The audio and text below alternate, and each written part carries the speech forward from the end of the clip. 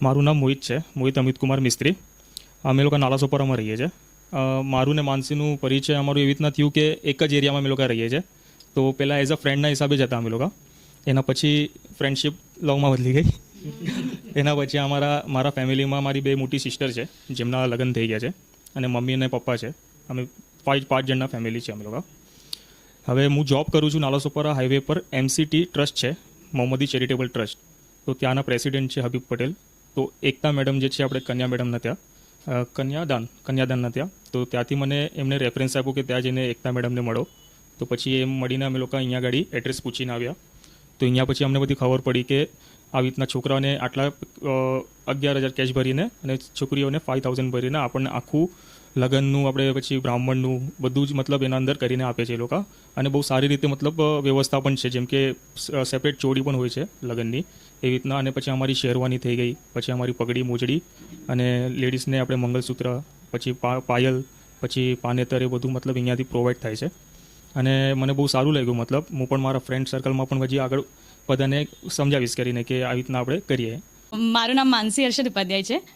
Actually અમે બંને અમારા એરિયામાં જ મળેલા. પહેલાં અમે લોકો ફ્રેન્ડ્સ જ હતા, અને એના પછી થોડા ટાઈમ પછી અમને લોકોને એવું લાગ્યું કે અમે એકબીજા જોડે સારી રીતના લાઈફ સ્પેન્ડ કરી શકીએ છીએ. તો પછી અમે લોકોએ વિચાર કર્યો કે લગ્ન કરીશું.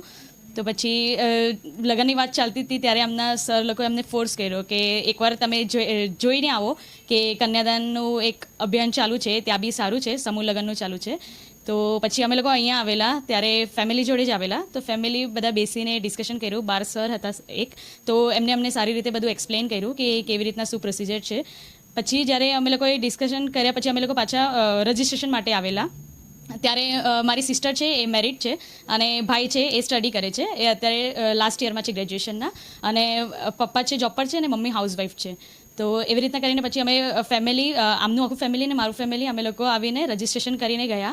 પછી મને અહીંયાની ફેસિલિટીઝ બી બધી બહુ સારી લાગી કે સામેથી અમને લોકોને ફોલોઅપ્સ બી મળે છે, અને અમને બી સમજ પડે છે કે કેટલો ટાઈમ છે, કયા ટાઈમમાં લગ્ન રાખેલું છે, બધું સામેથી જ અમને જાણવા મળે છે. કે અમારે બી ફોલોઅપ નથી લેવું પડતું કે અમારું લગ્ન છે તો અમારે કેટલા વાગે આવવાનું શું છે. અમને સામેથી કે છે, એટલે અમને હજી વધારે સારું લાગ્યું કે વર્થ છે. મતલબ અમને એવું ફીલ થાય છે કે અમે બહુ સારી જગ્યાએ આવીને અમારા આટલા મોટા પ્રસંગનું એક ડિસિઝન લીધું છે. Thank you.